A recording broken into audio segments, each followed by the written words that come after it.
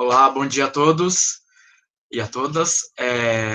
Primeiramente, eu queria me desculpar pelo problema, né, do link, né? Aparentemente ele expirou. Eu não sei por que a gente teve que gerar um novo link rapidamente. Mas aí eu estou passando para as pessoas, eu acho que isso não vai ser um problema. E eu também, a gente vai gravar, e aí vai ficar disponível no site do CalNesp.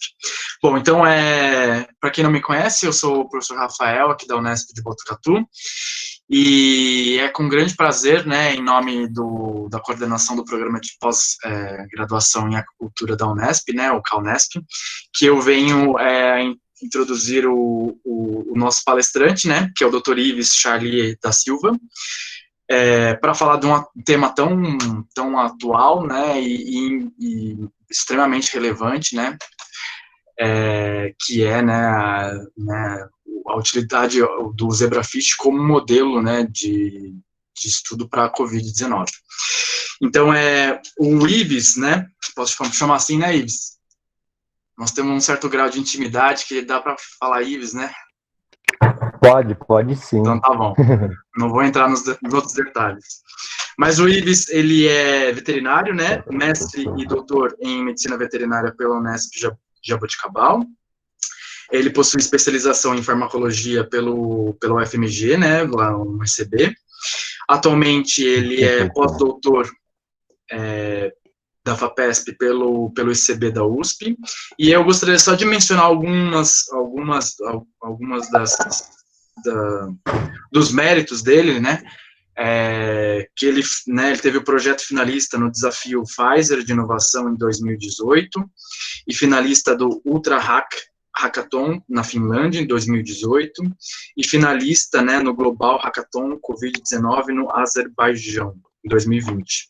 Ele possui 2 pedidos de patente, né, no INPI, 3 notificações de patente em andamento no CTIT e um depósito de produto, né, que é a ferramenta para ensaios farmacológicos em modelo de zebrafish. Então, é legal que o Ives tem essa pegada, né, também de empreendedorismo, utilizando o zebrafish, né, como ferramenta. E aí ele vai mostrar, acho que hoje para a gente, né, as inúmeras possibilidades estão de uso do zebrafish. Eu acho que a gente pode, né, fazer toda a sua apresentação, não sei como você está querendo organizar, Ives, mas a gente pode, né, fazer toda a sua explanação e depois a gente abre para as perguntas no final. Pode ser assim? Ô, professor Rafael, pode interromper. Eu gosto de fazer uma apresentação dinâmica e conversando com o pessoal. Eu acho que flui melhor, assim. Tá. Pode interromper no meio da... Perfeito. Se alguém quiser mandar a pergunta no chat também, daí eu faço a interlocução com o Ives, tá bom? Bom, então eu agradeço a todos novamente. Peço desculpas pelo problema. Ives, então, fique à vontade aí.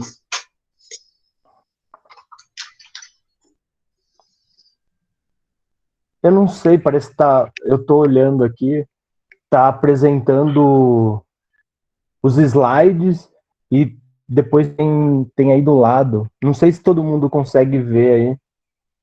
Ele não tá no Mas para modo... mim aqui tá mostrando. Ele não... Então, isso que eu tô... A gente não tá no modo de apresentação. Espera aí que eu tô organizando aqui.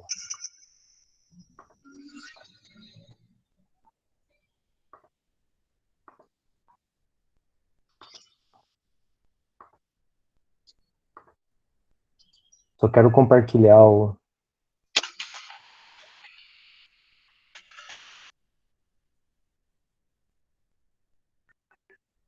Não sei por que tá apresentando...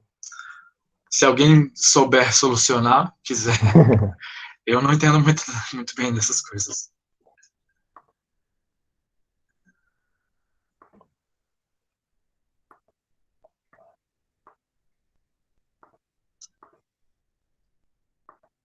Só quero compartilhar a palestra. Vamos assim mesmo.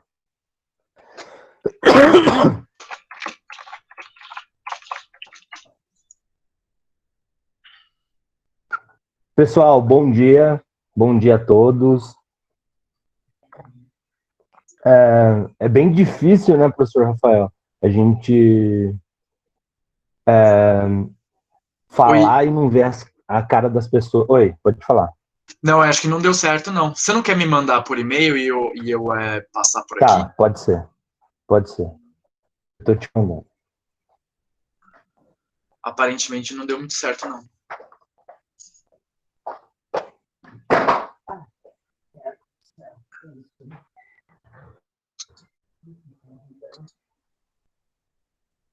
Tá precisando desse negócio aqui?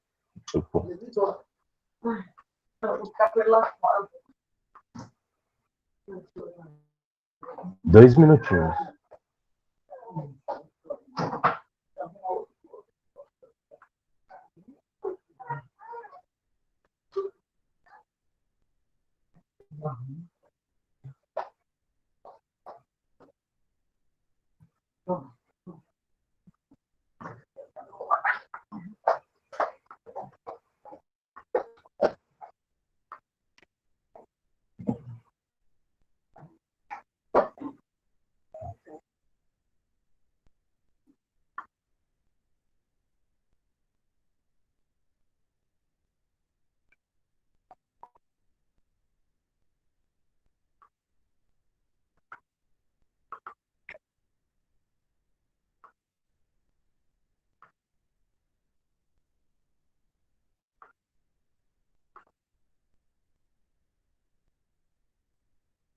Ô, Rafa, tá no seu e-mail.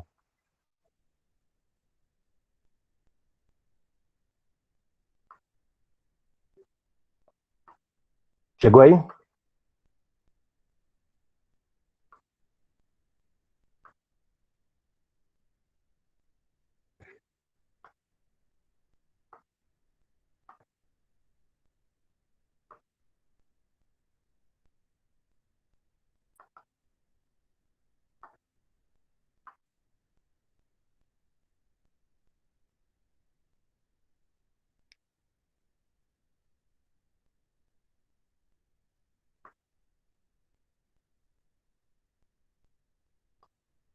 Rafael, chegou? Oi, Ives, não chegou, não. Dá uma olhada aí.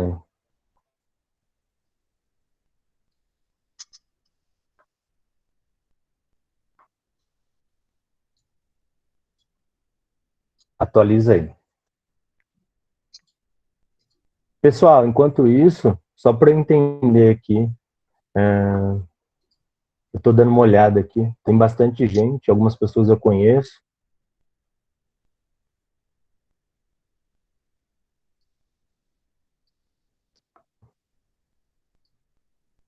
Aparentemente não chegou, não, viu, Ives? Qual e-mail você me mandou? A da O da Unesp? Unesp. Da Unesp? Isso. Agora veio. Tá. É que ele tá viajando, né, de São Paulo para Botucatu, então. É bem longe a caminhada, né? É.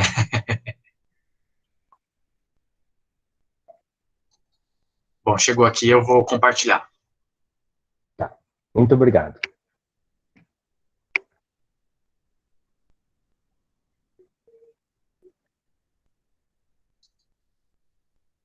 Pessoal, pode colocar carinho de vocês aí, pode liberar a câmera. Se vocês quiserem, pode falar também. Pode falar no chat também, eu vou lendo o chat. Se quiserem fazer perguntas.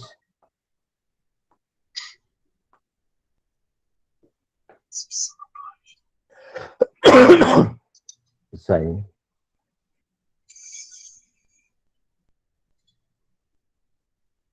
Ó, o professor Leonardo Barcelos. Bonito o seu fundo, Léo.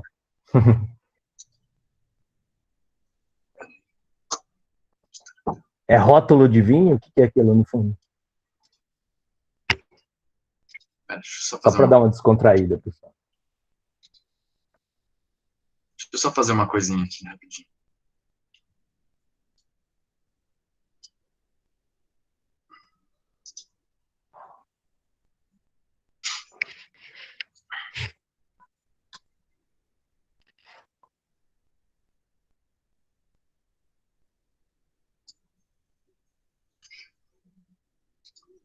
Tem alguém do Calnesp aqui? De Jabuticabal? Bom, Ives, pode ir. Pode começar? O professor Rafael já me apresentou. Meu nome é Ives Charlier da Silva. Hoje eu faço pós-doutorado no ICB da USP. Tenho também mestrado e doutorado pela Unesp de Jabuticabal. E hoje a gente vai ter uma conversa sobre o modelo Zebrafish. Pessoal, não é Covid, tá? Então já faz um mês aí que eu tô com uma tosse, às vezes para, às vezes não para. É culpa da Bianca, ela tá aqui ouvindo, então é bom falar que é culpa eu dela. não tenho nada com isso.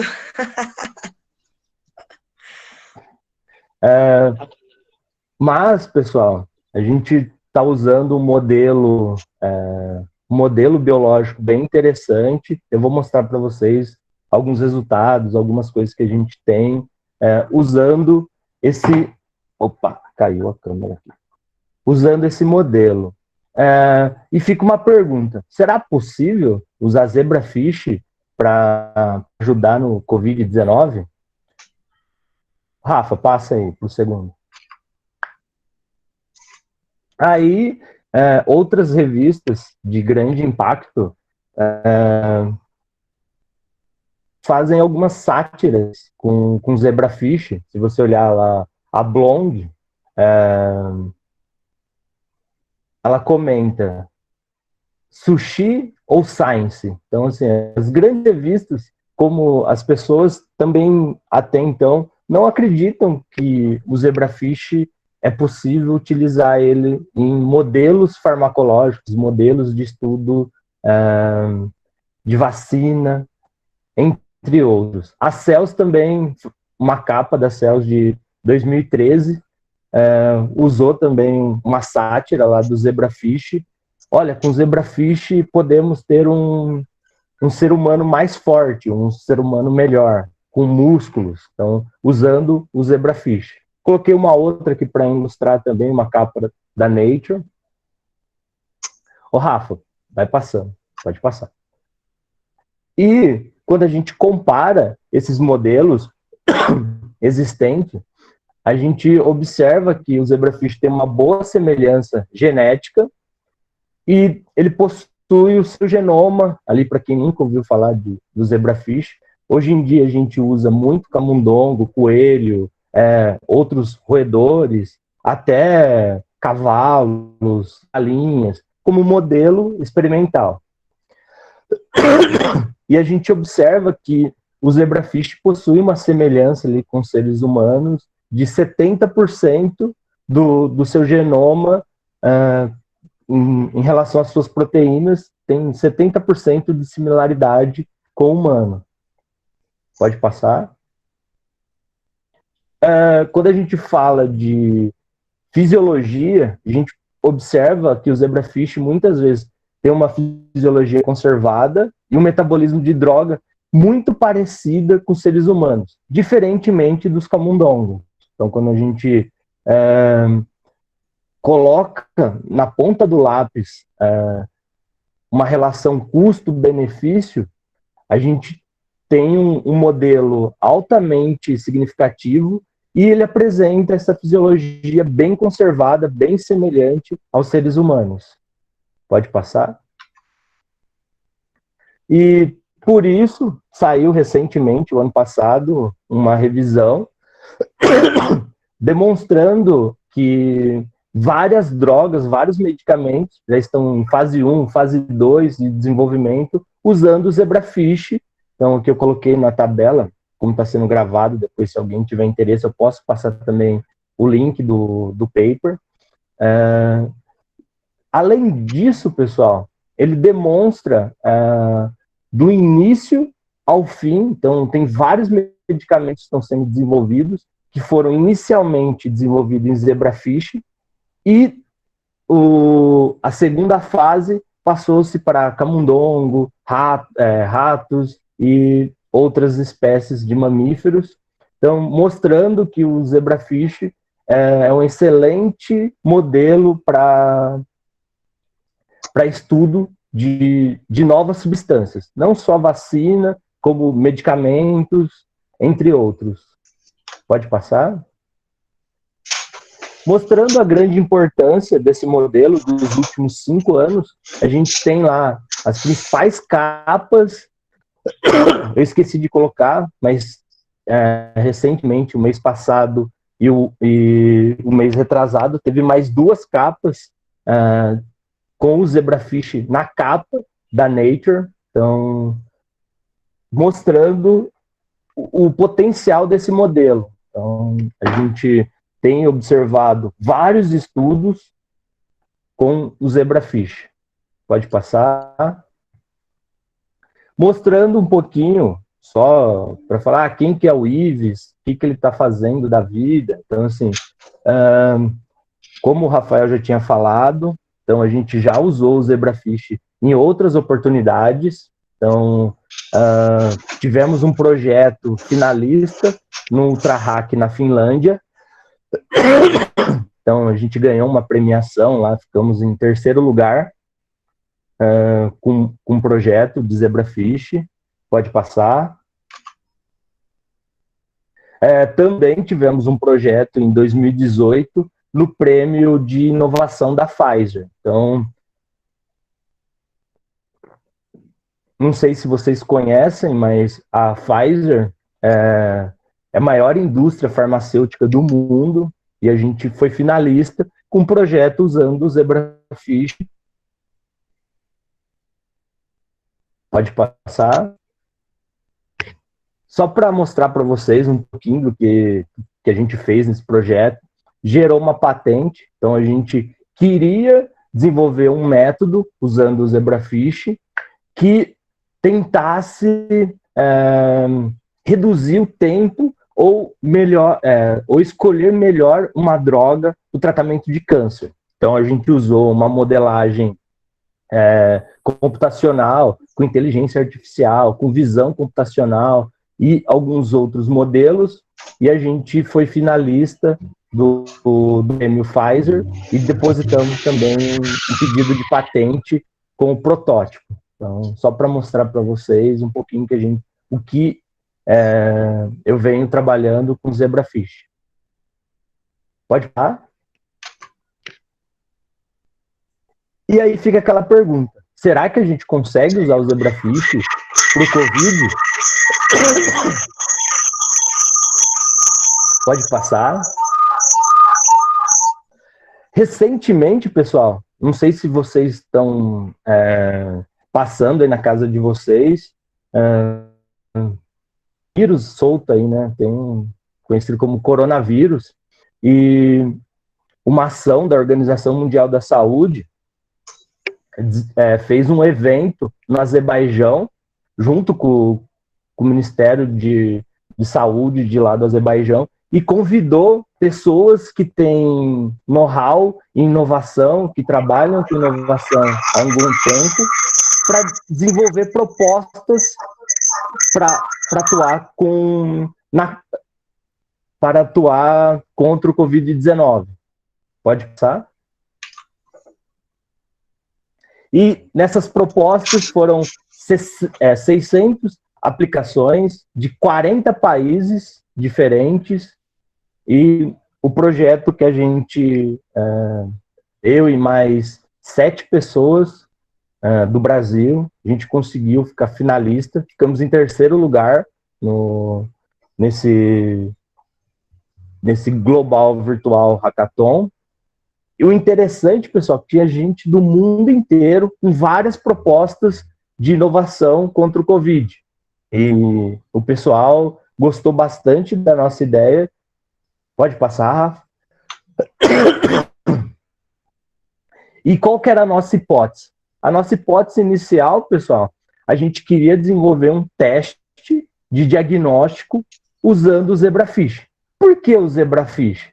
Porque se a gente pensa em testes sorológicos ou teste de fitinha que a gente faz hoje, a gente pensa em escala global, porque o vírus está aí a gente não pode pensar a nível nacional, a nível estadual, a gente tem que pensar numa escala global, e a gente imaginou que o zebrafish, a gente conseguiria escalabilidade, então a gente conseguiria aumentar essa produção e reduzir o custo. Então, se você colocar e comparar os modelos atuais de produção de teste de diagnóstico, você tem lá modelos de camundongo, modelos de cabra, modelos de cavalo, modelos de galinha, então, produção de anticorpo. E a nossa hipótese era usar o zebrafish. A gente conseguiu unir várias características do zebrafish e conseguir baratear esse custo de produção de kit diagnóstico. Em relação, se você compara um zebrafish com uma galinha, o custo de produção de anticorpo é muito mais alto numa galinha, num camundongo ou qualquer outro roedor. Já o zebrafish baratearia esse custo. Por quê? Em questão de espaço também, então vamos pensar, para eu ter um monte de galinha para produzir em escala global, eu teria que ter um monte mesmo de galinhas. Onde a gente ia colocar todo esse monte de galinha para produzir anticorpo para no Covid?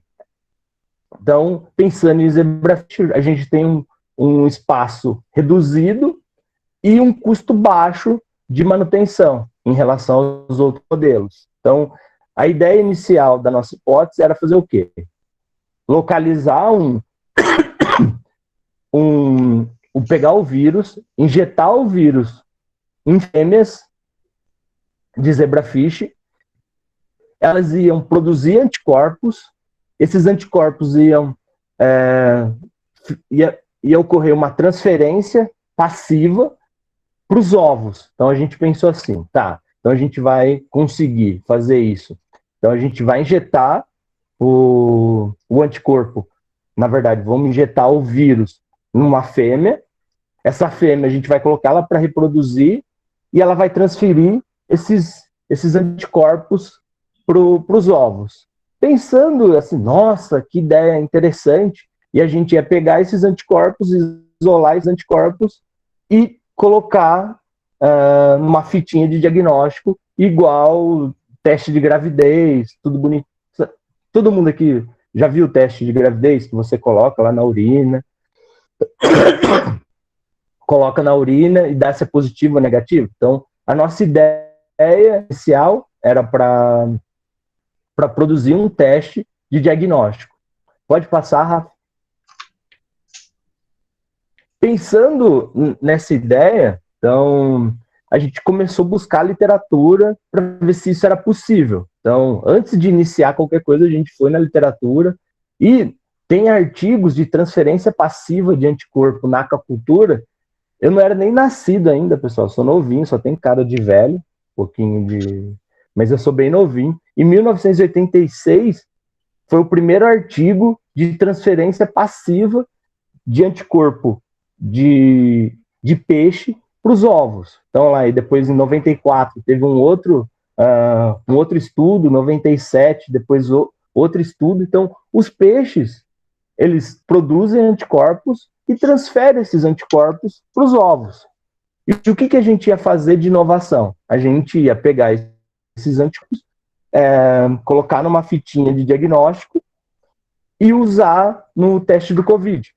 Então, a ideia nossa era plausível. Então, a gente tem literatura, só que ninguém nunca tinha feito isso em relação a testes de diagnóstico. Então, os artigos que tem na literatura, pode passar, Rafa. Tem vários artigos mostrando que o zebrafish produz anticorpo contra agentes infecciosos e transfere esses anticorpos para os ovos. Até então, os pesquisadores só tinham estudado resposta imune. Então, que tipo de resposta imune era estudado na aquacultura? Então, eles tinham uma bactéria, eles vacinavam as mães produziam anticorpos e transferiam para os ovos. E essas larvas que teriam desenvolvimento, teria já esse anticorpo da mãe. e isso reduzia a mortalidade na aquacultura. Então, isso é bem estudado. Mas até então ninguém tinha pensado em pegar esse ovinho e isolar esse anticorpo do ovinho e usar em diagnóstico. Então, a gente fomos os primeiros a estudar isso. Não é uma ideia assim que nunca ninguém tinha feito, pessoal. Em galinhas é feito isso. Então, aves e peixes, elas produzem anticorpos e transferem esses anticorpos para os ovos. Em mamíferos, a transferência de anticorpo é para o leite ou na placenta. Então, aves e peixes transferem anticorpo por meio do ovo. Pode passar, Rafa? Aí fica uma questão. Então buscamos a literatura, fizemos todo o nosso ensejo. Será que vai funcionar? Então, antes de pegar e sair aplicando o vírus, então a gente conseguiu, eu vou me explicar para vocês mais para frente, a gente conseguiu algumas amostras do vírus aqui na USP, e antes de a gente sair aplicando antes de sair aplicando aí o vírus nos peixinhos, a gente escreveu um projeto para o comitê de ética falando o que a gente ia fazer. A gente tem a ideia de aplicar o vírus em zebrafish para ele produzir anticorpo para a gente gerar kits de diagnósticos mais baratos. Aí a gente teve a aprovação do comitê de ética e pode passar, Rafa. A gente começou a selecionar esses animais. Então, a gente teve várias ideias para selecionar esses animais, até lugares para fazer a aplicação. Então, a gente buscou várias plataformas de zebrafish e a gente selecionou uma, com alguns critérios. Então, a gente fez essa seleção. É interessante, pessoal, acho que a Bianca está por aqui também, acabei de ver que ela entrou agora, saiu, entrou de novo. Então, a gente selecionou fêmeas maduras. E antes de iniciar os experimentos, a gente colocou esses animais para reproduzir. Por quê, pessoal? Porque a gente tinha que usar um controle. Essas fêmeas teriam que estar em estágios reprodutivos. Então, por quê? Senão a gente ia injetar e ela não ia reproduzir. Então, antes de iniciar o estudo, a gente teve que confirmar que essas fêmeas estavam desovando. Pode passar? Um outro critério interessante, no laboratório que a gente fez as análises, esses animais, previamente ao estudo, eles passaram, eles têm uma rotina na faculdade de medicina de testar esses animais contra qualquer doenças infecto-contagiosas. Então, faz PCR, sequenciamento, sorologia, entre outros. Então, tem uma bateria de estudo. Por que a gente pensou em fazer isso antes do ensaio? Porque, senão, pessoal, o anticorpo que ia ser produzido poderia ser qualquer bactéria. Então, estava lá na água, o peixe entrou em contato com uma bactéria qualquer e produziu anticorpo. E a gente estava achando que é o anticorpo do coronavírus. Então, a gente teve esse critério, então a gente selecionou um lugar que era atestado mesmo, que esses animais não tinham entrado em contato com nenhum agente infeccioso, que poderia ter um falso negativo ali nos nossos resultados. Pode passar. Aí começou a luta. E aí? Agora a gente já tem a ideia, tem o lugar de aplicar, mas a gente não tinha o vírus. Então, e aí começou a buscar na internet quem tinha esse vírus, quem produzia esse coronavírus. Então, basicamente, eu entrei em contato com vários grupos de pesquisas, no Rio de Janeiro, na Unesp, na Fiocruz, consegui também contatos em outras universidades. Aí a gente descobriu, por uma matéria do Estadão, que tinha um grupo na USP produzindo o vírus em laboratório. Então, a gente entrou em contato com o grupo do Durigon E tinha uma professora que trabalhava com ele, a professora Cristiane, que estava produzindo algumas proteínas recombinantes do spike. Então, no vírus, no coronavírus, ele tem uma camada externa que é conhecida como spike. E essa professora estava produzindo essa proteína recombinante. A gente entrou em contato com ela e ela forneceu para a gente essa proteína recombinante do vírus. E aí, pode passar, Rafa? E a gente pensou toda a parte experimental. O que foi? Você está dando risada, Rafa? Toda a parte experimental foi realizada pela Bianca. Então, a Bianca e o grupo dela lá na Faculdade de Medicina. Então, a gente conseguiu essas proteínas, enviou essas proteínas lá para o grupo da Bianca, e ela fez a injeção nos peixinhos. Pessoal, uma vantagem de você usar o zebrafish em relação a outros modelos, ele tem um tamanho bem pequenininho e o volume de amostra, então vamos pensar assim, é muito caro você produzir uma proteína recombinante. Então, se eu vou trabalhar num modelo, por exemplo, galinha, eu vou ter que aplicar um número alto, um volume alto de uma substância para imunizar esses animais. Agora, pensando num zebrafish, comparando com o rato, a gente usa cerca de 100 vezes menos. Então, se a gente pensar num grupo de 10 ratos, em zebrafish eu faço um mega experimento usando a mesma quantidade que eu usaria em um rato. Então, o custo operacional é muito baixo em relação a isso, em relação a volume. Então, vamos tirar um pouquinho do Covid, vamos pensar que a gente está trabalhando lá no laboratório, fora, antes da pandemia, a gente estava trabalhando com drogas anticâncer. E tem uma droga que vem, que é bem cara, então, se você pensar em custo, a gente consegue aplicar um volume baixo, um custo reduzido se fosse feito em outro modelo. Pode passar.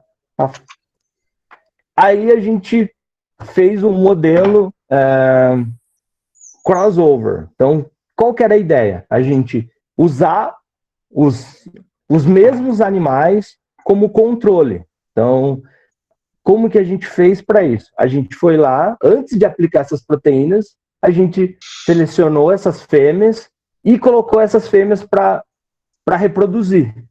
Então, ela foi lá, colocou os ovinhos e no dia 0, a gente fez a primeira administração dessa proteína recombinante. Esperou 7 dias e fez uma segunda imunização. E a gente coletou os ovinhos no dia no -1, que é antes da primeira aplicação, depois de 7 dias e 14 dias. E também tentamos aplicar o tampão, teve um controle que a gente não aplicou nada, só para acompanhar. Algumas coisas que a gente observou. Com essa proteína que a gente aplicou, a gente observou que algumas fêmeas reproduziram, mas reproduziram bem pouco. Então, teve uma diminuição na quantidade de ovos. Pode passar, Rafa. E uma coisa interessante que a gente observou foi que os animais morriam. Então, assim, na primeira aplicação ali, no primeiro dia morreram 4, no segundo dia morreu mais 1. Então, teve uma alta taxa de mortalidade com esses animais. E depois da segunda imunização, não morreu mais ninguém. Então, a gente observou lá que a partir da segunda imunização não morria mais ninguém. A gente repetiu esse estudo de novo para ver o que estava acontecendo. Repetimos também em outros centros, não só na Faculdade de Medicina, também repetimos com outras proteínas, até o professor Rafael, depois se ele quiser comentar um pouco. A gente usou outras proteínas também do vírus, não só o spike, mas também o nucleocapsídeo. O professor Rafael, aí em Botucatu, está conduzindo um estudo em relação a essas proteínas. Tem outros grupos de estudos também que estão refazendo, repetindo esses ensaios. Pode passar. Eu coloquei as imagens aqui só para vocês verem. Então, porque eu trabalhei elas, então aqui são as imagens brutas, pode passar, Rafa. E a gente tem lá o primeiro resultado. Então a gente observou, a gente fez uma densitometria computacional e a gente observou que no plasma, após a primeira e segunda injeção, aumentou a banda. Então a gente pegou o plasma dos animais, corremos um gel, fizemos um gel, e a gente observou que teve um aumento na banda expressiva de anticorpo. Ives, mas essa banda não é específica. O que a gente fez? A gente recortou essa banda, recortou onde está essa marcação vermelha e enviamos para o massa. Então, para identificar os peptídeos. E a gente conseguiu identificar que era mesmo o IgM do peixe. Pode passar. Aqui, para a gente estar mostrando nesse slide, a relação dos ovos. Então, a gente teve um aumento de anticorpo no plasma e também a gente conseguiu observar que o anticorpo dos ovos aumentava. Então, com 7 dias ele aumentou um pouco, com 14 dias ele dobrou a quantidade de anticorpo. E que fase a gente está agora? Então, a gente quer validar esse anticorpo. Então, a gente eu busquei algumas parcerias com a professora Gláucia, lá do ICB, com o professor Edson Durigon. Então, a gente está enviando para eles essas amostras desses anticorpos, o soro e os ovinhos, para eles fazerem alguns ensaios de validação do nosso anticorpo. Como que o professor pensa em fazer? Então, ele quer pegar o nosso soro, os ovinhos, colocar numa cultura in vitro com o vírus e ver se esse anticorpo inativa ou chama um teste de inativação. Se ele inativa o vírus. Então, a gente está nessa etapa, então a gente já sabe que o peixe produz anticorpo e esses anticorpos contra o coronavírus são transferidos para os ovos. O que a gente está estudando agora é se esse anticorpo que ele produziu é inativante. Então, se ele produz um anticorpo neutralizador. Então, se esse anticorpo é específico para o coronavírus e tem uma capacidade de inativar o coronavírus. E também a gente fez uma parceria com um grupo na Unicamp para tentar imobilizar esses anticorpos em um equipamento para detectar em saliva. Então, a gente ia pegar esses anticorpos e ia detectar o vírus com um teste de diagnóstico barato e fácil. E sem precisar bater nenhum animal, porque a gente está recolhendo o anticorpo dos ovos. Os animais ainda continuam vivos, então a gente não teria porque quando se faz com camundongo, para você retirar o anticorpo, você tem que eutanasiar os animais, os mamíferos. Pode passar, Rafa. Aí vem uma pergunta que eu faço para todo mundo. Ives, mas se eu pegar um cavalo, ele vai produzir muito mais anticorpo do que um zebrafish. E ficou muito na dúvida. Quanto será que o zebrafish está produzindo em volume para a gente escalabilizar isso? Para a gente pensar em produção de anticorpo global. Então, eu peguei uma revisão na literatura que tem uma escala ali de produção de anticorpo em relação aos peixes. Então, tem salmão, tem truta. Então, eu fiz uma regressão e consegui encontrar para um peixinho lá fiz um comparativo em uma regressão e a gente ia precisar de, no mínimo, uns 5 zebrafishes para produzir uma alíquota ali de 5 microgramas de anticorpo, que é o comercial. Então, a gente chegou a fazer essa análise comparativa. Por quê? Porque as pessoas sempre falavam, ah, não, mas eu vou aplicar num rato, ele vai produzir mais anticorpo, vou aplicar numa cabra.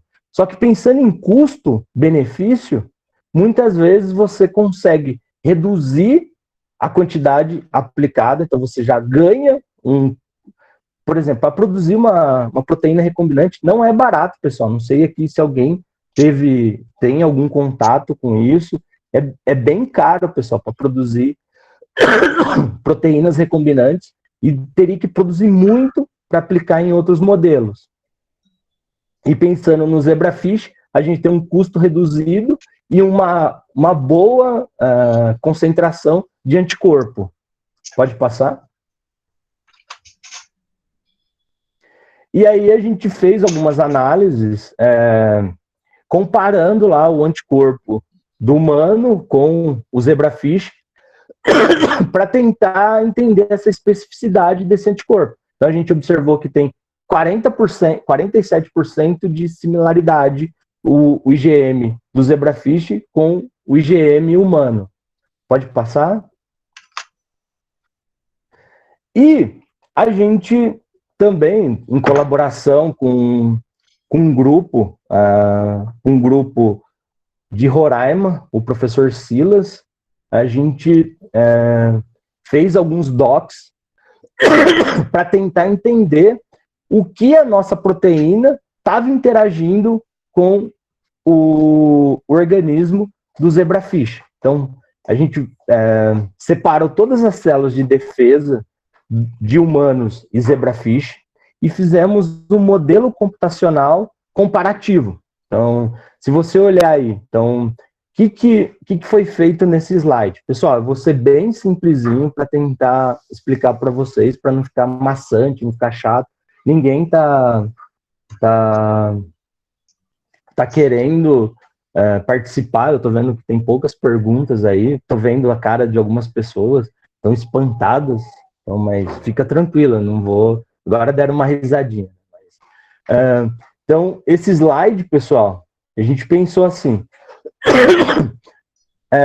essa proteína, ela era bem grande e o organismo ia quebrar ela. Então, no modelo computacional, a gente conseguiu quebrar ela em 3 peptídeos e em modelos computacionais fizemos uma relação dessa proteína do coronavírus com o sistema de defesa dos seres humanos e do peixe.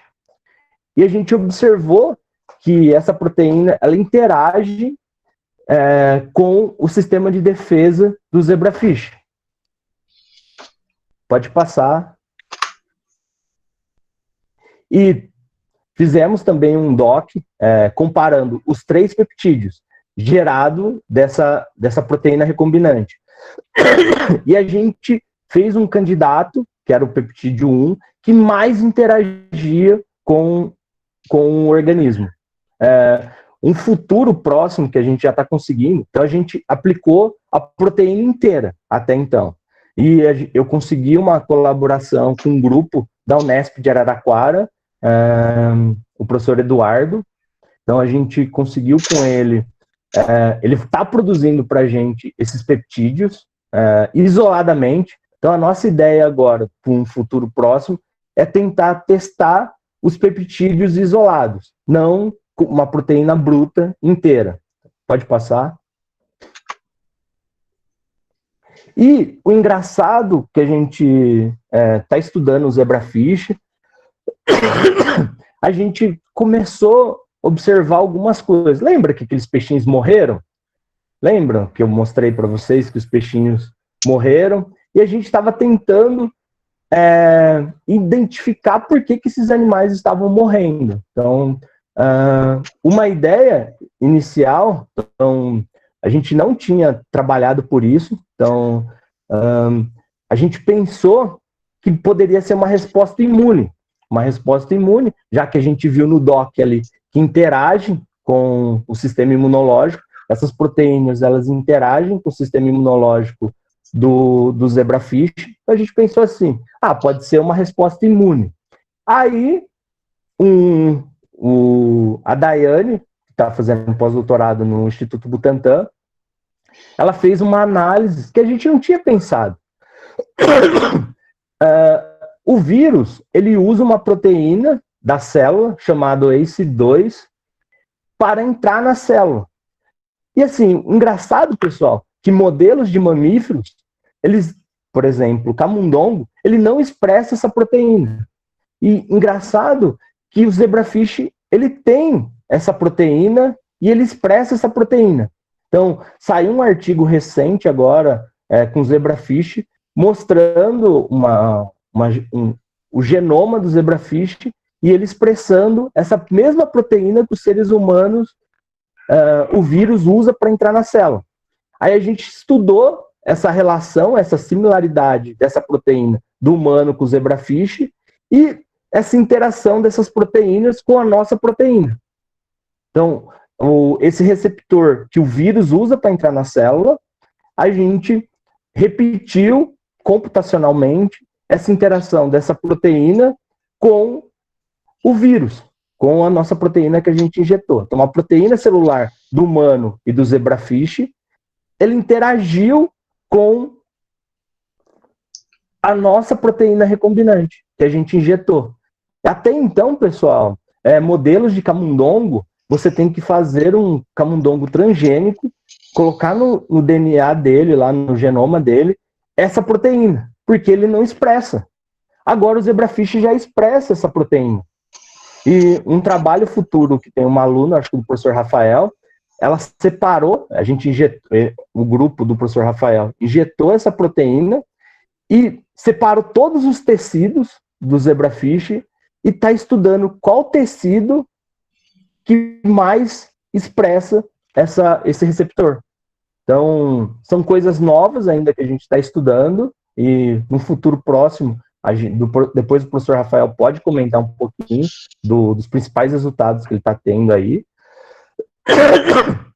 E com isso, pessoal, então a gente teve lá, só para vocês entenderem, então a gente injetou essa proteína recombinante, esses peixinhos tiveram uma resposta imunológica, alguns morreram. Então a gente foi buscar por que eles estavam morrendo. Pode passar? Um professor, na verdade, um pós-doutorando aí do Rafael, ele fez uma outra análise para a gente, uma análise computacional, um comparativo, como que o vírus entra na célula e desencadeia toda a resposta imunológica em seres humanos e comparou essa resposta em zebrafish. Depois, pessoal, eu peço para o Rafael colocar aqui no link um pré-print que a gente já submeteu com esses resultados. Se alguém tiver interesse, pode entrar lá. Tem mais detalhes do que eu estou falando, estou sendo bem simples. E a gente comparou e tem uma semelhança de mecanismo de ação do vírus em humanos com o zebrafish. Aqui não está dando para ver muito, mas é uma cascata intracelular. Então, todas as citocinas que são liberadas em humanos comparado com as citocinas liberadas em zebrafish. Pode passar. Ives, que interessante. Então, os animais morreram. E aqueles animais que não morreram, pessoal? Então, a gente pegou aqueles animais, o controle, os animais injetados pelo tampão e os animais injetados com o coronavírus.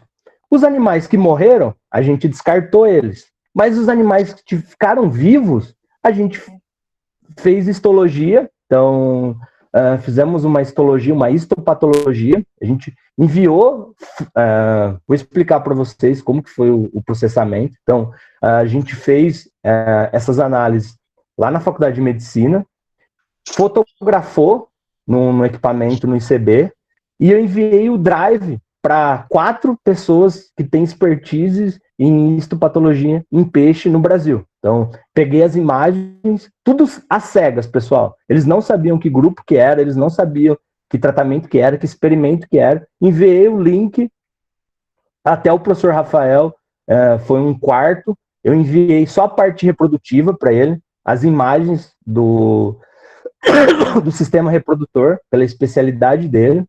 E eu fui recebendo as descrições dos achados. E a gente observou o interessante que no zebrafish também a gente consegue fazer em uma lâmina. Então, se você olhar aí, então a gente consegue fazer histologia em uma lâmina, diferente dos outros modelos. Se você quer fígado, rim, baço, você tem que fazer uma lâmina para cada órgão. O zebrafish já não. Você usa uma lâmina com todos os tecidos. Então, e além da histologia, eu enviei para a Faculdade de Medicina de Ribeirão Preto para fazer imuno. Então, eu vou explicar para vocês aqui um pouquinho. Então, o que a gente observou na histologia? A gente observou uma alteração no sistema nervoso. Então, a gente viu infiltrado inflamatório no sistema nervoso. Teve alguns efeitos transitórios no sistema reprodutivo. Teve algum efeito no fígado e uma degeneração no rim. Então, teve algumas coisinhas também no coração. E na imunofluorescência, a gente marcou as principais células de defesa do organismo. Então, foi feito lá com o professor Tiago Cunha, do CRID, no Centro de Doenças Inflamatórias. Ele marcou os principais corpos do zebrafish. Então, ele marcou neutrófilo, ele marcou linfócito, tanto os linfócitos CD4 e CD8, tá no pré-print, pessoal, se vocês quiserem ver depois. Então, ele marcou tanto, ele fez um comparativo do controle, 7 dias e 14 dias após a inoculação, a imunização, na verdade, com o coronavírus. Então, e o resultado mais interessante é que observou-se um aumento dessas células inflamatórias, tanto de neutrófilos como macrófilo e linfócito, no geral, nos grupos imunizados com coronavírus. Não foi observado isso no controle. Então, depois, mais especificamente, a gente consegue colocar para vocês no pré-print. Se alguém tiver interesse, pode dar uma lida lá. Pode passar, Rafa? E além disso, pessoal, a gente usou um outro modelo computacional, que a gente pegou o banco de dados do plasma do zebrafish, no banco de dados, e fizemos um network com essa proteína que a gente injetou. E a gente observou que ela interage com as proteínas plasmáticas do zebrafish. E o interessante é que ela interage muito semelhante com o que está acontecendo em seres humanos. Então, a gente injetou uma proteína do coronavírus e a gente estava observando reações muito parecidas do que está acontecendo em respostas agudas e crônicas em seres humanos. Então, basicamente, a gente só não consegue confirmar ainda, porque a gente não injetou o vírus vivo, se o zebrafish desenvolve uma doença. Então, se ele desenvolve Covid-19. Então, isso é um outro passo do estudo. Então, a gente está planejando injetar o vírus vivo e acompanhar e avaliar esse desenvolvimento desse modelo. Não vou explicar para vocês essa rede network, mas as principais proteínas que foram expressas, que interagem com o plasma do humano, são vias de coagulação e vias de resposta imune. Então, muito parecido com o que está acontecendo com os seres humanos. Pode passar, Rafa? Como eu enviei para o Rafael... Ô, Rafa, consegue só rapidinho aí parar a apresentação? É um videozinho que a gente... uma outra etapa que a gente... só cancela aí a apresentação rapidinho. Só para mostrar. 2 segundos. Pessoal, uma outra etapa que a gente fez nesse estudo, a gente enviou essas proteínas para a Universidade Federal do Rio de Janeiro, em Macaé, e eles têm lá um zebrafish transgênico. Peraí que eu me... Você parou de compartilhar, Rafa? Parou. Eu vou compartilhar aqui, que é um videozinho. Aí a gente foi para Macaé para estudar o comportamento das células de defesa do zebrafish. Lá eles têm um zebrafish transgênico que ele expressa uma proteína verde no... Tá aparecendo aí? Deixa eu ver se eu consigo.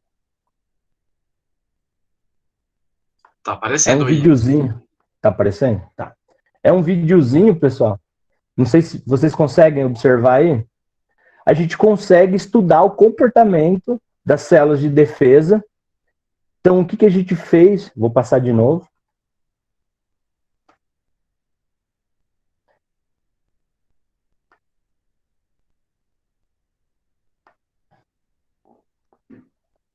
Eu vou colocar de novo, não sei se todo mundo viu. É mais fácil. Peraí. Tá compartilhando aí, né? Então, o que é esse vídeo, pessoal? Esse vídeo é basicamente o comportamento das células de defesa. Não sei se vocês conseguem observar aí, mas a gente pegou essas proteínas e colocamos o peixinho, as larvinhas de zebrafish, em contato com esse organismo que ele é fluorescente. E a gente está ainda em finalização desses resultados, ainda a gente não chegou ainda no finalmente. E aí a gente já comparou visivelmente uma diferença entre as proteínas. Quando a gente injeta a proteína, a gente viu que tem um acúmulo dessas células de defesa exagerado em algumas regiões. Dependendo da proteína, ela acumula e tem um comportamento diferente. Então, só para mostrar para vocês o que a gente está fazendo ainda. Então, isso aqui ainda não foi publicado, então a gente está estudando ainda, só mostrei para vocês para a gente descrever um pouquinho o que a gente está fazendo. Pessoal, era basicamente isso o que eu ia falar para vocês. Vou fazer um merchanzinho aí rapidinho, prometo para vocês que é bem rápido. Recentemente, depois eu mando aqui para vocês, eu peço para o Rafa enviar. Eu escrevi um livro agora durante a pandemia e se alguém tiver interesse, depois pode escrever um e-mail. Eu vou fazer um pré-lançamento, um evento online. Então, você tem que comprar uma champanhe ou um vinho durante a live, eu vou fazer uma live, aí você pode beber na sua casa. Tá aí, pessoal, quem tiver interesse, meu e-mail é charliesilva4@hotmail, e eu gostaria de agradecer imensamente as pessoas que me ajudaram nesse projeto do Covid Zebrafish. Então, em especial o professor Rafael, a Bianca, a Natália, entre outras pessoas que ajudaram muito mesmo a desenvolver. E engraçado, pessoal, que a gente teve a ideia em abril e hoje a gente já tem um primeiro paper submetido e ele está em pré-print. Então, a gente, em um curto período de tempo, a gente já conseguiu mostrar esse monte de resultado para vocês. E agora, se alguém tiver alguma pergunta, alguma coisa, vamos. Eu vi no grupo aí, eu vi no chat que tem algumas perguntas já. Ives, parabéns pela palestra, muito bacana ver os dados, né? Eu acho que você conseguiu mostrar bem a importância, né, do Zebra, não só na parte do Covid, mas como um modelo muito interessante, né? Visto, né, os seus prêmios, né, nessa área de empreendedorismo com o Zebra, né? Porque às vezes a gente que é da área biológica, né, não sabe, né, explorar, né, o modelo biológico e ver, né, que tem uma aplicabilidade. Mas parabéns, né? E temos sim uma pergunta, né? Então agora, pessoal,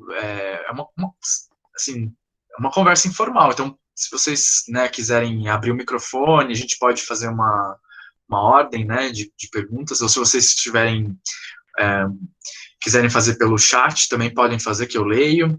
Mas a gente tem uma primeira pergunta, Ives, da Marcela Meirelles, né? Ela falou assim, visto que 2 instituições aqui no Brasil estão produzindo anticorpos em Queen... peraí.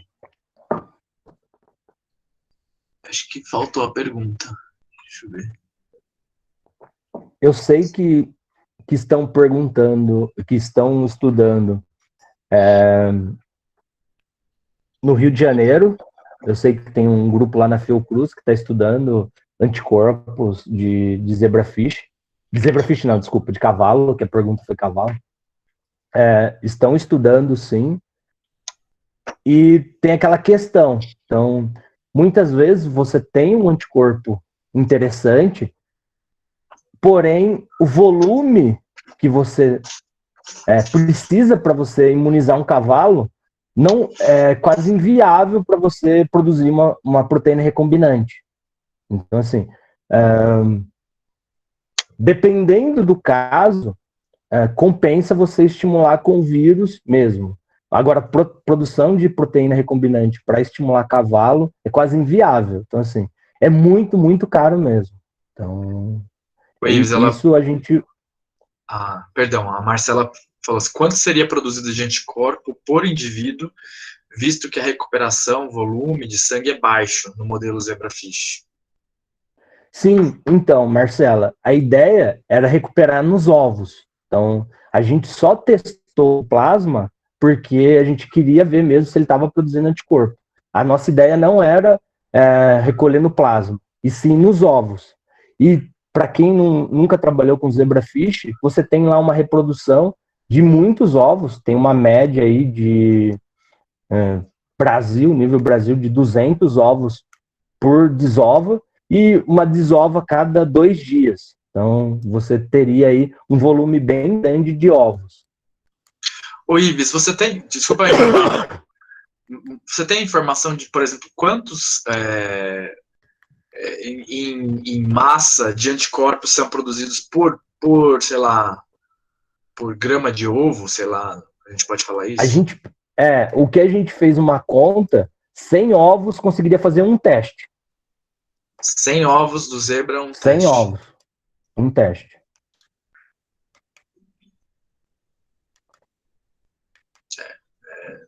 Interessante.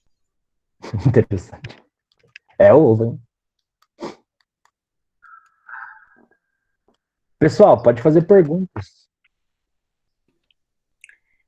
Bom dia, eu vou ativar o microfone que eu acho que fica mais interativo. Só a câmera que eu não estou conseguindo.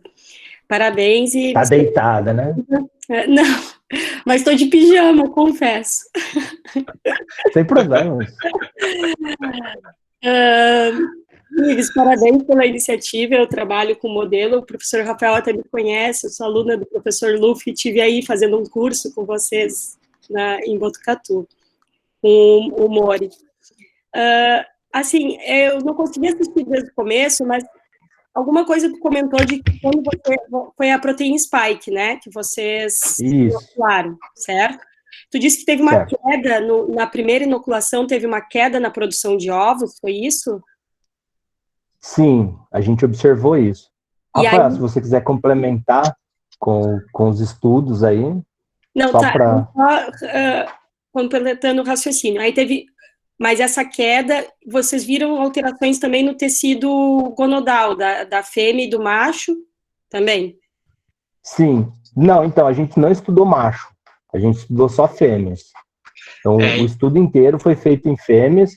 Só que o interessante, a partir do momento que a gente dava a segunda imunização, teve uma reação ali meio transitória. Não foi, Rafael? O Rafael é especialista na área, ele pode...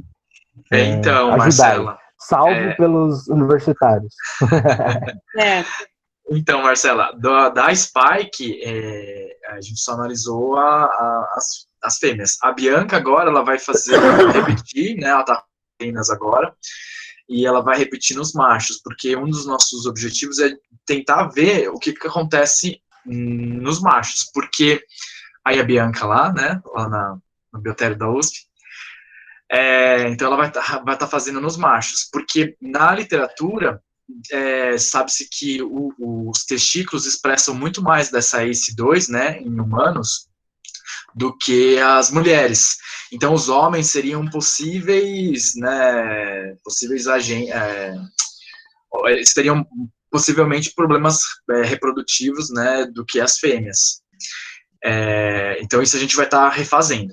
O que a gente fez aqui em Botucatu, que até foram os meus alunos, né, a Ivana, a Mayra, né, a gente injetou uma outra proteína do vírus, que é a nucleocapsídeo. E aí, assim, os animais, eles não reproduziram, tá? Com 7 dias, o controle sim. E aí, após 14 dias, a gente viu que eles conseguiram se reproduzir. Então, assim, possivelmente também pode ser, a gente está ainda analisando esse material pela histologia, mas pode ser que a gente tenha também algum problema reprodutivo aí, Marcelo. Mas aí tudo é muito assim, né? Ainda a gente precisa avaliar bem isso. Não sei se a Bianca quer comentar alguma coisa. Mas a ideia é injetar nos machos, né? E aí, assim, a gente também tem... Tratar, né, Rafa, também. Oi? Fazer o tratamento, né? Isso, Você quer comentar, Bi? Pode falar. Que agora a ideia é continuar o projeto, né? Claro, a gente vai ter que estudar no macho, mas a ideia agora é testar as drogas no modelo, né? Só isso. Isso. Tô sem ar aqui. Põe a Na máscara. sala 28 graus, tá difícil.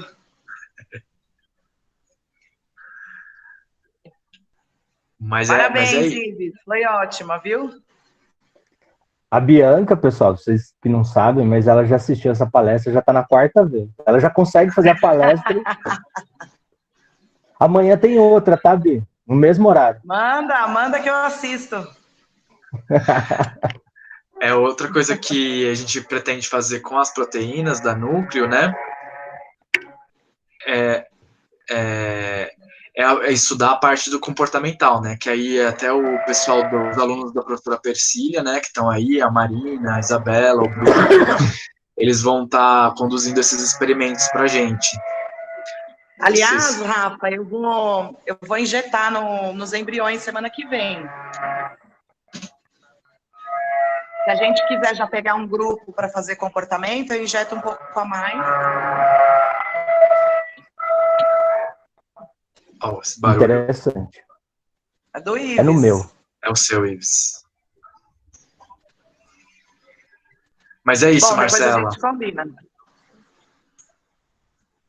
Tem uma pergunta aí. Ai, perdão. É o do Fausto. Ives, gostaria que você falasse a respeito do trabalho publicado pela Nature com os primeiros dados pré-clínicos que levaram aos estudos para a vacina de Oxford e o trabalho publicado com a vacina chinesa. Ambos os estudos usaram camundongos Balbi e CBA padrões, e mesmo assim produziram anticorpos neutralizantes. A questão é, até que ponto esses modelos funcionam a ponto de serem usados para o estudo da resposta imune, mas não são adequados para estudar a fisiopatologia do COVID? Excelente pergunta. Isso aí, Fausto. Então, eles produzem anticorpos. Sim. Se você colocar, por exemplo, qualquer substância em qualquer... Ives, antes de você responder, queria mostrar aqui, porque a pergunta é do Fausto, estou com o povo do Rio aqui, ó. Tudo bem? Pronto, era só para mostrar ele. Vamos lá. Respondendo de baixo para cima. Hein? Então, Fausto. O Fausto é pesquisador na Fiocruz do Rio de Janeiro. Então, ele está trabalhando na qualidade das vacinas da Oxford. E ele até combinou, a gente já fez uma parceria que ele vai enviar amostras da vacina da Oxford para a gente testar em zebrafish também. É um projeto de uma aluna dele de mestrado. Respondendo, Fausto, a sua pergunta, de baixo para cima, então, se você colocar qualquer substância estranha, você vai produzir anticorpo, entendeu? Então, se você pegar qualquer substância injetar em qualquer organismo, normalmente você tem uma resposta imune de produzir anticorpo, mas você não vai desenvolver a doença porque normalmente você precisa dessa fisiopatologia, o que o pessoal está fazendo bastante, estão importando animais transgênicos que expressam a ACE2. Então, até o professor Tiago Cunha importou uma leva de camundongos, de camundongo humanizado, que eles expressam esse receptor ACE2. Essa parte da vacina de Oxford, o que eu li no artigo é em relação a efeito. Então, muitas vezes, algumas coisas que a gente observou no zebrafish tem uma correlação, então, com os achados da Oxford. Uma coisa que a gente não consegue observar em zebrafish é febre. Então, os animais, as pessoas que tiveram, entram em contato com essa vacina, tem um quadro febril. Então, em zebrafish a gente não consegue avaliar essa temperatura. Em relação... Deixa eu ver aqui.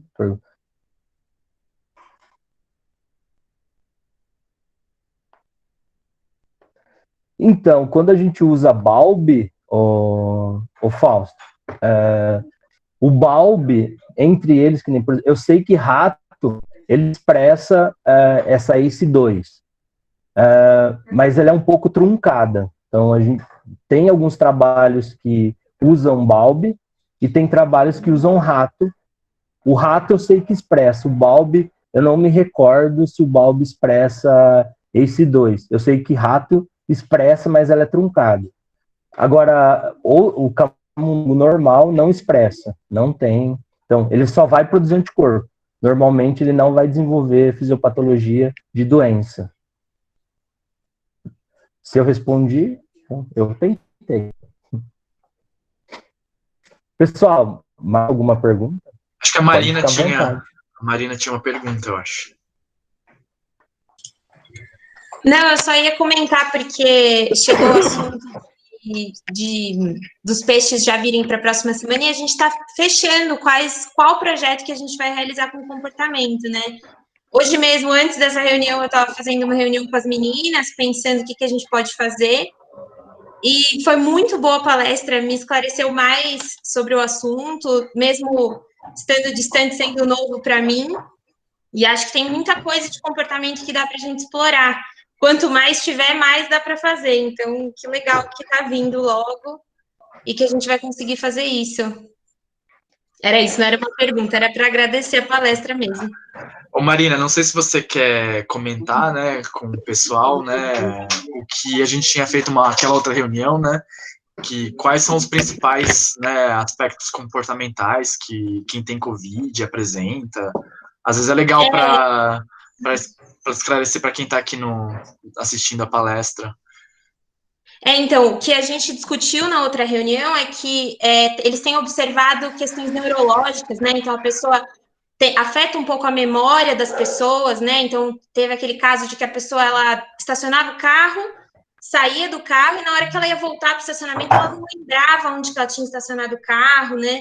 Tem a questão, a gente também está pensando em estudos de comportamento em relação à parte olfativa, que seriam experimentos extremamente simples, extremamente rápidos também, que é basicamente ver se aquele peixe está respondendo a, por exemplo, uma substância de alarme, a uma pista olfatória.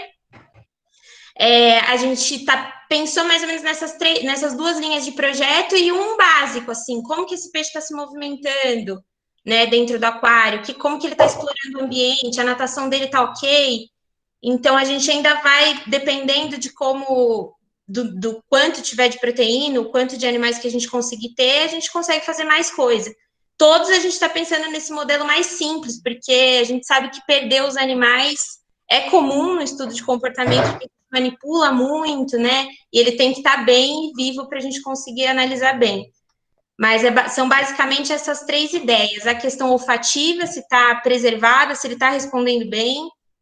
A questão da memória, que é um pouco mais complicado, porque muitos dos estudos de comportamento, de memória, eles são longos, eles envolvem muita manipulação, então, considerando que a gente vai ter poucos indivíduos, isso seria um pouco mais complicado. Marina, mas isso dá para fazer no embrião? Oi? Dá para fazer no embrião ou tem que ser no adulto só? Então, a gente estava debatendo isso também. No nosso laboratório, a gente não tem muita experiência. A gente sabe que tem alguns estudos que dá para fazer, mas a gente não teria que aprender agora. A gente se sente mais confortável trabalhando com os adultos, porque a gente tem bastante experiência. Mas a gente está estudando a ideia ainda. Vamos ter mais uma reunião na sexta-feira, falar com a professora Priscila também. Legal, tá bom. Qualquer coisa a gente conversa depois, porque a gente podia tentar fazer no embrião, que aí a gente consegue uma quantidade bem grande. Sim. A gente pode estudar e se preparar. Ives, seu microfone, Ives. Eu estava falando que a gente pode estudar, a gente está estudando a situação, como que a gente aprenderia a fazer essa manipulação. A professora Priscila estava bem animada com a questão dos embriões, das larvas, mas é um mundo novo para a gente. A gente tem que dar uma olhada. Legal, tá bom. Então, Marina, era para eu ir essa semana para São Paulo pegar as proteínas com a Bianca, mas aí então vai ser postergado para a semana que vem. Mas em breve nós estaremos injetando. Que bom, assim a gente semana já... que vem eu vou injetar, Rafa. Você já vai me ajudar. E a ideia, assim, eu acho que é muito bacana, né, que a professora Luciani, que é do HC, né, da USP, ela falou que é a orientadora da Bianca, ela reportou que os pacientes, eles têm problemas mesmo de esquecimento, né, ela até falou assim que o paciente fica até um pouco, né, entre aspas, abobado. Então, eu acho que vai ser muito interessante avaliar, né, essa questão. Aí a gente tem uma outra pergunta aqui, Ives, do Evandro. Parabéns pela apresentação, Ives. Gostaria de saber sua opinião sobre as alterações fisiopatológicas induzidas pela proteína spike no zebrafish. Algum trabalho já correlacionou alterações nos pulmões ou coração de zebrafish desafiados com as proteínas com alterações de pacientes humanos com Covid-19? Avaliar essas possíveis alterações seriam de grande importância para testar fármacos ou possível vacina em zebrafish. Evandro, obrigado pela pergunta. A gente fez por histológico, né? Então a gente viu alguma alteraçãozinha no coração. Então a gente precisava repetir e fazer estudos focados no coração. Então a gente viu bastante áreas de trombose. Então, assim, de trombose nos animais. Então, teria que fazer um estudo específico para avaliar só o coração. A gente queria ver no geral. Eu acho que vai ser quase impossível, a gente avaliar efeitos no pulmão, questão de ser um animalzinho ainda que não possui pulmão. Tem alguns estudos, eu li, com outras proteínas de bactérias, usando a bexiga natatória, meio que simulando uma via aérea. Então, assim, mas o funcionamento do pulmão e essa via de entrada igual aos seres humanos, seria impossível a gente tentar avaliar isso em zebrafish. Mas não deixando de lado a bexiga natatória como representativa. Acho que tem alguém que cobra aqui, então tá aqui. A Juliana, pessoal, não combinei com a Juliana fazer pergunta, tá? Então você não pode fazer pergunta, Juliana. Parabéns pela ideia, tá. Então, a inicial era produzir teste sorológico, e depois a gente acabou migrando para vacinas e drogas. Então, inicialmente, até a Juliana participou, ela era ela era membro do projeto inicial lá do Covid-19. Então, lá do Hackathon, ela participou, ela era da minha equipe. E, inicialmente, durante o evento, a gente tinha essa ideia de fazer o teste, porém, para você validar um teste, demora muito. Então, assim, não era nossa expertise também, desenvolvimento de Então, está caminhando, mas eu acho mais rápido para a gente ter resultados teste de vacina e teste de droga. E vai caminhando paralelamente o desenvolvimento do teste, que esse desenvolvimento não só para a Covid-19, você pode aplicar para outras doenças infecto-contagiosas, tanto na piscicultura como em humanos também. Então, é um modelo que pode ser usado aí no futuro para desenvolvimento de testes sorológicos. Isso pensando em futuro. Então, a gente foi o primeiro. Então, como a gente tinha falado, a gente também foi o primeiro a trabalhar com esse modelo de zebrafish em Covid. Foi o primeiro estudo no mundo que depositou um pré-print, depositou os resultados com o zebrafish injetando Covid. Então, a gente foi o primeiro grupo. Hoje, se você olhar aí, eu não vi hoje de manhã, mas ontem eu olhei, já tinha 5 artigos em pré-print com zebrafish e Covid. Outra pergunta. Marcelo. Você quer ler, Rafael? Fica mais fácil. Tá. Pode ser? Outra pergunta. Ao que me recordo por leitura de artigos, o embrião e a larva de zebrafish têm apenas a imunidade inata. Vocês identificaram a produção de anticorpos nesta fase de desenvolvimento?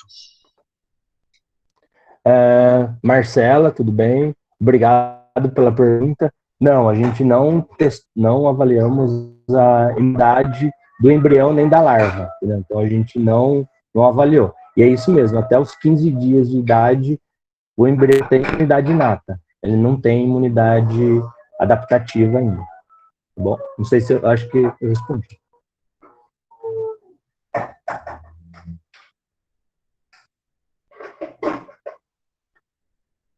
Uma das coisas que a gente gostaria de fazer, Marcela, que até a gente fez com a professora Natália da UFRJ lá em Macaé, é tentar injetar, porque a gente expôs, né, as proteínas, né, nas larvinhas, né, e a gente viu que elas apresentaram vários problemas, né, um alto, né, índice de mortalidade e também, assim, problemas de malformação. O que a gente gostaria de tentar fazer agora na sequência é imunizar essas larvas via, né, mãe, né, e ver se essas larvas, quando expostas à proteína do vírus, elas vão ter esses problemas, né. Então, são, assim, ideia, né, Ives, não falta, né, tem vários projetos, várias ideias e eu acho que é isso. Né? Ideia não falta. O que eu gostaria de deixar aqui para as pessoas, assim, é que o zebrafish está se mostrando promissor e ideia não falta. Falta gente só para pessoas qualificadas para executar.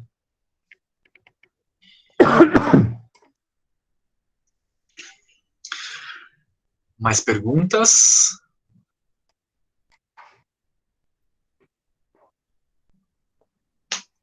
Não?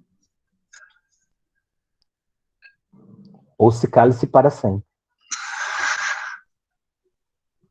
Ou entre na minha palestra amanhã. Vai ser na Universidade de Passo Fundo. Depois eu mando o link. Aí pode fazer a pergunta. Pessoal, merchan de novo. Se alguém tiver interesse depois em ler o livro, tá aí. Eu vou colocar o resumo do livro para vocês. É amanhã o pré-lançamento. O Rafael ficou de ler meu livro, até agora não leu.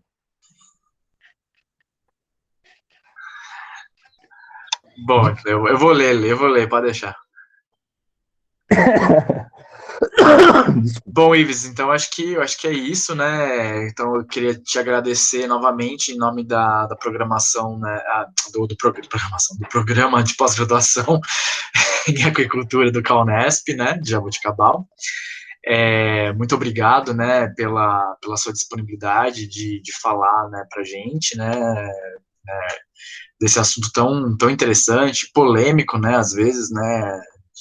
mas por que eu vou querer usar o Zebrafish como modelo, né? Eu acho que o trabalho vem mostrando que ele é um modelo muito interessante, né? Acessível, barato, e eu acho que é muito promissor e é o futuro, né? De tentar, pensando na redução dos 3 R's, né? Eu acho que o Zebrafish é um modelo que vem muito a calhar e bastante favorável. Agradeço a todos, né, e a todas que participaram. Peço, né, desculpas novamente pelo problema do link que expirou. E é isso. Aí quem quiser mandar mensagem, né, o e-mail, né, o Ives já mandou ali o e-mail dele, mas assim, quem também quiser entrar em contato, né, comigo, vou deixar o meu e-mail aqui.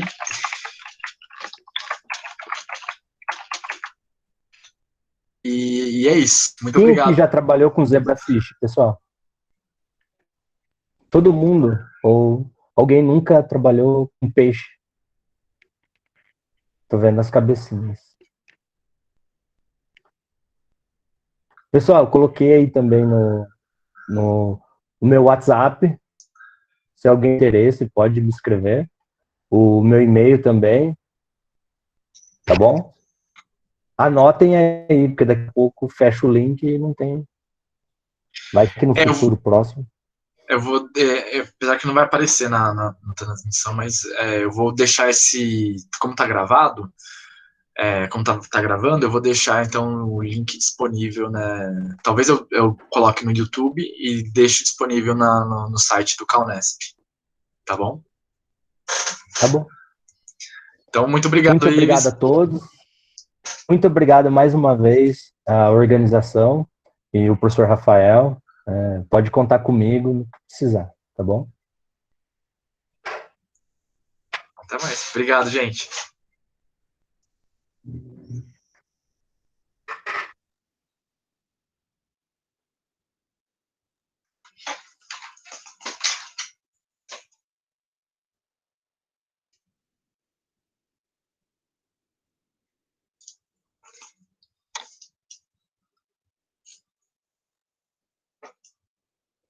Rafa.